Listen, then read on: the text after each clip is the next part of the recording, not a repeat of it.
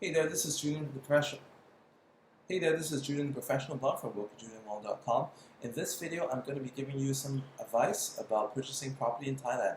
So, uh, maybe you've been around Thailand, maybe you went on a visit, and you're probably from a different country, just like me. I'm from Singapore. I went to Thailand, fell in love with the place, and I saw that hey, the property uh, looks really nice. And then I along the expressways, along the roads, you see all these big banners, big signposts about this new property launch, that new property launch, that new project. Oh, show flats just around the corner. You went there, you took a look, and it's like, wow, what a nice design, what great decor, um, and what a good price. Plus, what good workmanship. Uh, if you didn't know this, the workmanship in Thailand for property is really really good. Um, and on top of that, you get really really high quality fittings uh, compared to many places in the world. I come from Singapore where land is expensive and you know developers try to do any kind of thing to just kind of keep the price down for consumers, and they cut corners on the finishing quality, the fittings, um, and in Thailand it's not like that. When you buy something that is like if you buy like a mid-range property, super good. So in this video, I want to give you some insights on purchasing the property. How do you buy it? Okay, so basically, if you're a foreigner, you can only buy high-rise stuff that bases like apartments, condos, and all that. There is a way to buy landed property, and then there also extends to things that are a little bit more creative, like car parks too. You would have to have a local registered company, which actually needs to have a local shareholdership. So in case that you don't know anyone in Thailand, don't just give that local shareholding to a random person you met on the street, or worse. I've actually heard of strange, funny stories of foreigners letting the street side hooker have a percentage of the property, which it depends on how much anyone wanted to do something. They could screw you really really bad. So the best way to do it is to go to a local law firm. There are many local law firms. I mean, Siam Legal is one of the more prominent ones, but there are also many more that can actually do this for a much lower rate as well. And what they do is that um, they will actually contract you to give to just having a really really small percentage. It's like 1%, 2%, really nothing, and at the same time keep you safe as well, so you get peace of mind in purchasing the local property. It can be done, um, and then let's say on top of that, if you wish to purchase in your own company's name, and assuming that your own company is registered in your own country, also can be done. The same thing. It will enable you only to purchase like high rise, right? High rise condominiums, apartments. And I'm speaking from experience because I've done that too. I purchased it in company name. I purchased it in my own name as well. Company name, I mean like my foreign registered company, and own name, my personal name. So, is it better or worse? Well, it depends. Let's say it depends on the taxation laws of your own country with regards to company purchasing versus solo purchasing. I can tell you one thing is that if you purchase in a company's name, typically interest rates will be higher. But when you're investing in Thailand, because property is fairly cheap, you want to, as much as possible, try to finance it in full with cash. All right. Or let's say if you can get like a credit card transfer, or a balance transfer in your own country, or if you can get some kind of a loan. I don't know, even a renovation loan. I've heard of friends who've purchased property in Thailand using a local renovation loan. So get creative with stuff. The reason why you want to actually pay in full as much as possible is because the higher purchase rates in Thailand are pretty high. The interest rates actually um, go from about like 5 to 7%, and sometimes if there are countries and there are companies that actually lend more. They lend more with they lend more with less collateral, but they charge even more premium. They charge even more.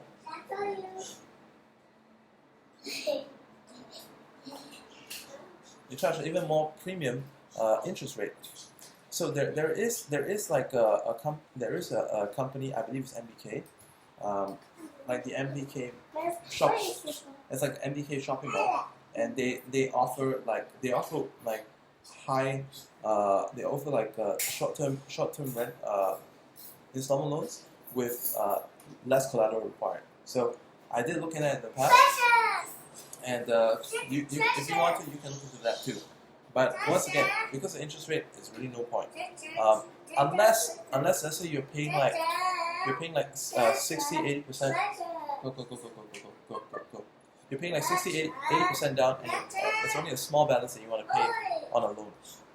So that's one of the ways. That's one of the ways to go about it.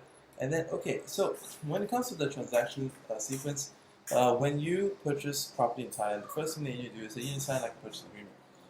Most of the time, these purchase agreements are going to be in Thai only, and only on the bigger projects, only in the more the middle status and upper status properties that you would actually have contracts in English as well. And even when they do, you would have to sign the Thai language contract, and then the English one is more like a reference copy. It's not exactly the agreement that is made. So to prevent yourself from getting fleeced in any way, or signing to something that is not what you want, or there's a misunderstanding, because there are also a lot of unscrupulous salespeople that will try to tell you that especially the ones in the malls, right? Like when they're hard up for a sale, they'll tell you anything that you want to hear to make you want to believe that the property that you're looking at is great. So if you happen to have any questions, you can try to ask them in the comments down below the video, assuming that you saw this on YouTube or let's say on my blog. You can ask them in the comments below, and hopefully by the time I read it, it's in time so I can give you some advice. I'm most familiar with property that's in Bangkok as well as Pattaya, but anything that's outside of that, just put your questions down, and I might know someone who can help you out. So, like I was saying, like they'll tell you anything that sounds nice. For example, it could be super far out of the city. They'll say, oh, it's super convenient. It's right across the train system. It's right across this. But as a matter of fact, no one actually takes the train to go to that part of the city. So, and the maps, right? When you look at the maps, never believe the diagrams that they show you.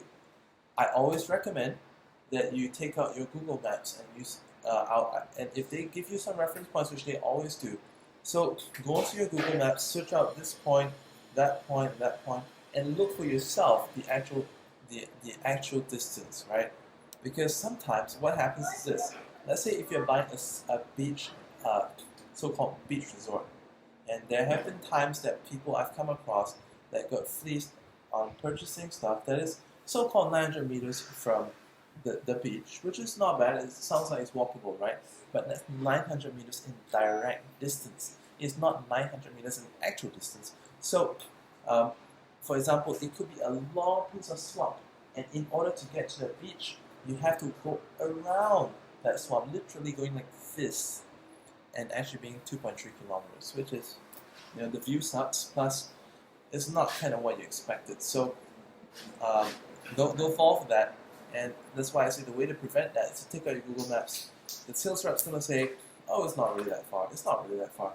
You have to check on Google Maps how much time it actually takes to go there on foot, or let's say by car. Actual map distance, right? Actual commutable distance before you actually decide to commit, right? And then when it comes, so like I talked about the contract, and most of the time you're going to have to put something down. It's like a contract fee, and this is typically in the range of. It really depends. Okay, there's a deposit. The first thing is a deposit. So the deposit, it can go as low as 5,000 baht, right? It can be 5,000, 10,000 baht. The bigger projects by the big name developers like Sunsiri, yeah. AP is middle, but okay, like Sansui, they tend to charge they're one of the more premier developers. I can't actually think of the other ones on hand, but the bigger projects, they will require you to make a larger deposit. That's going to be about 30 to 50,000 baht as a deposit. So, and then right after that, and for the smaller projects, they'll ask for something, but most of the time you can talk it down. And talking it down is good because wherever possible, you're not going to get this right on the first time. Get a local opinion. Get a local opinion from someone who you can know and trust. Once again, if you wish to ask for advice, you can always comment beneath this video. And then the next stage after the option purchase or the deposit, right, is to actually sign the contract. Upon signing the contract, it depends. Depending the price of the property, you'll be required to pay like anywhere between 70,000 and 200,000 baht. It could be a little bit more. Once again, it depends on the size of the property. And for that one, you can actually use credit card. So that's what I did. I used credit card. You just need to, depending on your credit card, you may seem that, oh, you can't put such a large amount. True. But what I did was that I swiped my credit card for like 4 times, and I could actually, because I used a business card, and then I swiped it 4 times, and I was able to put down like 200,000 pounds for property. And the next stage after that would be, depending on the stage of building, sometimes it could be 2 years to completion, sometimes it could be 6 months to completion. I would recommend that as long as the property has all the certificates for construction in place, some of them say it's on the way, but don't never believe that unless they're super famous.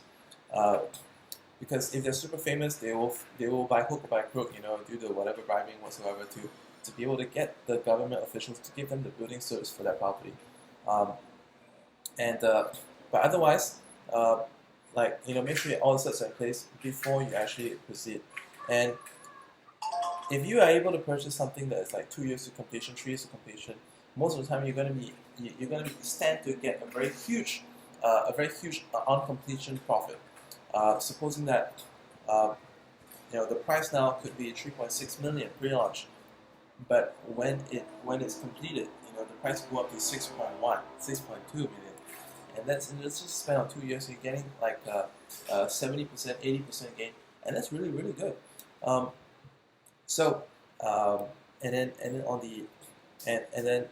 right. So when it's about 2 years to completion, what's going to happen is that you're going to be you're gonna, or let's say even more than that. Sometimes they have a financing program that allows you to pay, like it can be anywhere between 6 installments to even like 40, 50 installments of a very small sum, and so you have that amount of time to either find the money, borrow the money from a low interest place, or earn the money, okay, or even like to find a buyer. And as a matter of fact, in the building stage, very very often the price actually goes up like by 1% a month, 1.6% a month. That's the most I've seen. So if you see that it's a nice project, nice location, like I say, location, right? So you see a nice location, nice like a couple months away, then just gladly go ahead and get it. And if a long peace of mind. One of the properties that I currently am into still has about 35 installments left. So there's plenty of time, about 3 years left. And then after that, let's say if you're in internet marketing like me, if you're online marketing, you can easily find the cash to pay for everything in full. So that's what I typically do, because why would I want to pay 5.5% per year, right? It's terrible. Okay, so after the installment process is finished, then this is the more complicated part. This is when you need to make the balance settlement. The balance settlement is typically done by cashier's order. All right, please do not bring a briefcase full of cash. I know those of you who are from China, you like to bring briefcase of cash to places, but it's not accepted. You have to buy a cashier's order, and this is basically what you need. Like once again, if you're not clear, you can walk into any any legal firm to to sort out these bits for you. Or let's say, if you wish, if you need to have some recommendations, I could actually just comment below, and I could probably link you up with some people who do that later. So, what you're going to need, and actually the other way of doing it is that you can actually go to a bank, right? Have a print of the document, put your sales agent on the phone, and you'll tell them to prepare the cashier's order to the exact amounts. Sometimes it could be. I've worked with different developers in the past, and there have been those where I made a full transfer to the company's bank account. All right, that's in the case of a fully built property, because that company still has a big ownership in the property, and they're actually like releasing units in stages. So I transferred to the company, and then I got a receipt of that transfer. At the same time, I've got the with the receipt of the transfer, I also had to do prior to that, I had to do like a balance statement for my account. Get a bank letter certifying that in my Thai bank account. Yeah, you need to have a Thai bank account too. And as a matter of fact, it's very easy for a foreigner to open a Thai bank account. So you can do that and get a Thai bank account, and then give a statement of that you have X amount of dollars in your Thai bank account. It's always best, especially if you're paying for installments, get the Thai bank account. And then, like I said, for the other examples, go to the Thai bank, prepare the cashier's orders there. It's better to do it in the Thai bank than the local bank. It's going to save you a lot of money in transaction fees and sending fees.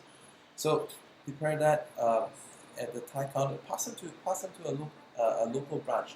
Go to the branch where you open your account, and it depends. Like depends on which part of Thailand. Like I personally would recommend that like in a lot of the outer city malls, not in the main ones, the smaller malls where there are banks, those are usually not very busy, and you can almost walk in every time and get like private service because it's no customer fee. Plus, you get big smiles from people whenever you go there. You get greeted by everyone because they know that, wow, this guy's got all the cash. So go there, prepare your cashier's checks. It may be one check, maybe two checks, because sometimes the company has some kind of arrangement. The recent one that I did, I was made to make cashier's orders to two different bank accounts that both belong to the developer's company, and then you also need to, and then sometimes these checks can include the land office fees. That's typically like 1%, 1%, like a stamp duty kind of thing. Depends. Some years stamp duty is waived, and there's also like a local property tax or whatever. It's like 1%. That's something that's 1%. Just think about something that's 1%. So there's a property thing that's 1%. So let's say if it's $3 million, the property tax is going to be like 1%, like 30,000, something like that. So so there are times that the developer will ask that to be included in the check, and they'll sell it from their end. But there are also sometimes we have to make a separate check to the land office. Depends. And then the next thing would be going down to the land office on a pre-appointed date. So if you go to the land office, depending on which state that you're buying the property, sometimes it can be really busy. Sometimes it can be like just walk in like a bank once again. You get like no queue. So in the case it's very busy, no fear. It doesn't mean that you have to wait for hours, but most of the time the developer has a special counter or table, because if the project is still in process, there will be like a dedicated booth inside of the land office that you can go to, and almost all the time there'll be people tending to it, and there's usually no need to wait. All right, the most you actually have to wait is for one person to settle their thing, and it's all done. So when you go down there, to keep your waiting time to short, I didn't know this, but they will need like something that's called like Samut Bai Long, which is did I get right? Well, it's okay. So what that is that it's like an account proof that your Okay, there are three things. Three things that you need. If okay, you really only need one of these things, but it's best to have all three. Okay, so uh, like I said, you open a Thai bank account, and then you actually wire funds into a Thai bank account. You would so you would need to collect the wire transfer notifications from the Thai bank, and these need to be in Thai. Okay, so to save you a lot of trouble, um, I did my account with UOB. Done with that. Okay, I suggest that you instead have like a local bank. So Bangkok Bank is great, TMB is great, uh, and if you're from Singapore just like me, TMB is great because TMB is actually related to DBS Bank. So they have some kind of a merger thing. So these local banks will be able to give you a statement, okay, that's in Thai. UOB is being more international, being a Singaporean bank in Thailand. What's going to happen? And same goes to Citibank, HSBC, and all that. So go for the local like Thai banks, like this Aeon, there's you know. But I mean, you would be good with for foreign rates. I would say for foreign exchange rates, Bangkok Bank is great. Um, Bank of Ayutthaya is great. Yeah, these ones. Uh, yeah, Bank of Ayutthaya, I believe that's also known as Krum Sri. Yeah, so Krum Sri, Bank of Bank, um, TMB. These ones have fairly good foreign exchange rates. The first two have better rates, but TMB is able to give you documents fairly easily. All these ones can give you documents pretty easily in time, okay? Because they want that. They want to know where the funds are coming from. So basically, just to show that your funds are coming from a foreign bank account, it's come in. And then you need like a letter of your account standing to say that as of this date you have X amount of funds in your account. That helps. And this basically is for them to accept your cash orders because they want to make sure that it's not fake cash order checks. They want to make sure it's authentic and your account has the means to disburse the funds.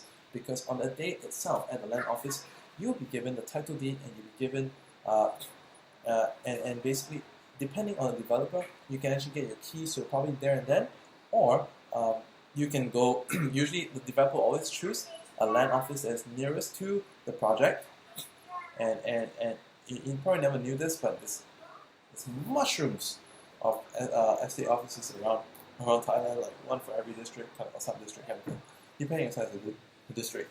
So you can after you're done in the office, go out to the developer, pick up your keys, and all that. Now, next thing is going to be like finding like rents and all that. So one great way is that you can speak to the developer if they could arrange for you like long-term tenants. Usually it's possible. But at the same time, if you know a couple of good local people that you can rely on, go and do an Airbnb thing. But never ever sign LPOA to anyone. Okay, that's one of the things that tend to happen. And let's say some of you could be, and there will be some of you who actually decided to look into Thailand because you've been having like a long distance romance with someone, or like pen pal through like the dating site, and then you thought you could trust the person, but you actually, and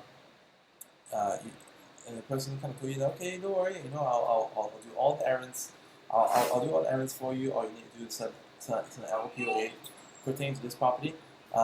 That's dangerous because you can do that. It's not totally dangerous. You can do that, but make sure, don't forget, right? And never ever base things on trust. You must have a cease and desist note once the transaction is completed. Otherwise, they still can at any time of leisure, maybe after you've broken out, or maybe like one day after you decide to stop, what being nice to them, they could actually, arrange for a sale of your property to someone else, or transfer it to their own name as well, and disappear. You don't want that happening.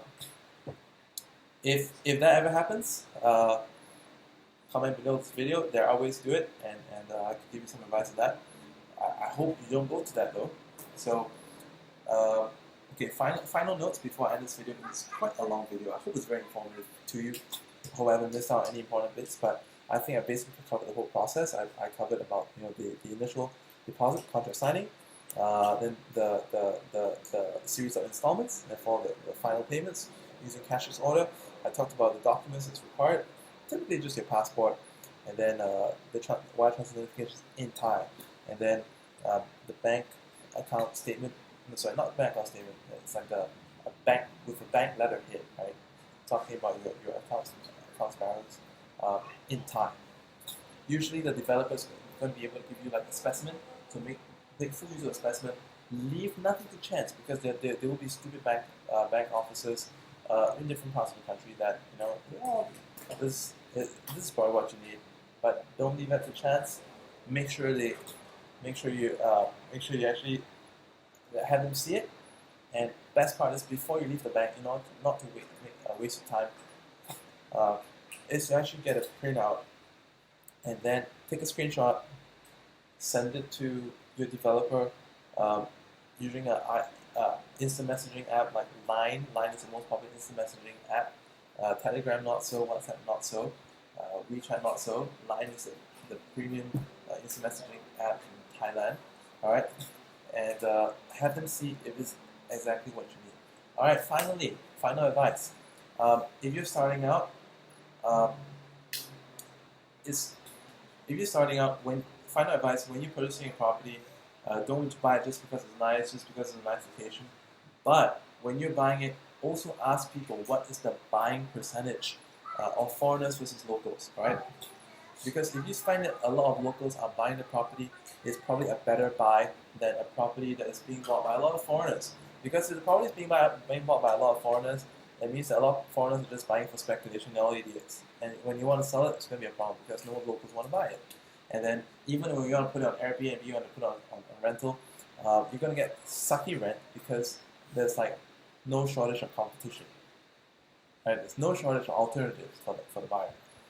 So like Tonlo Akamai, all this stuff that most of the owner depending there are a lot of ones along those areas that have mainly foreigner buying it, and it's just so hard to sell. The resale sucks, and even if the land price appreciates, you're not gonna have problems selling it. So go for high Thai ownership. Even if you are rich and you want to buy something really expensive, I recommend that you buy multiple smaller ones or multiple cheaper ones than a single big one. It's better that way. Plus, if you get multiple, there is like a ceiling. There's a rental ceiling. Okay, like if you get a super expensive one, it doesn't mean your rental use is going to be high. So it's better to get like the typical rent for like one room apartment. It goes in central Bangkok. It goes from about 12,000 baht to about 25,000 baht, depending on the area. In outside, let's say in the Japanese rich cities, or let's say where there are a lot of foreigner rich cities, you can get like a double of that, double in Bangkok. But it depends. It may be in compromise to capital appreciation. So get the ones with don't go for like the high end ones because you're gonna have trouble. Go for I suggest if you're starting out, it's always good to start the cheaper ones like Lumpini. Lumpini has a lot of fairly affordable ones, and you can actually get them for like $1 million or less than $1 million, like 700,000, 800,000 baht. Yeah, exactly. It's that cheap. Get a few of those because if you get a few of those, even if you're renting it out at 9,000, 10,000 baht, but per month, the rental use is amazing. And if you actually did Airbnb and those, wow, it's like jackpot because you can get like 900,000 baht a day. That is like in 2 years you can earn the price of property back.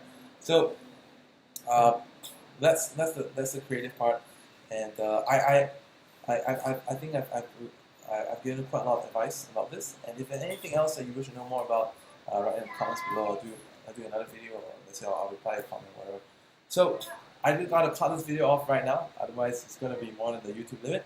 And do check out my blog for any other useful articles about how to make money online, how to make money with network marketing or do attraction marketing and stuff.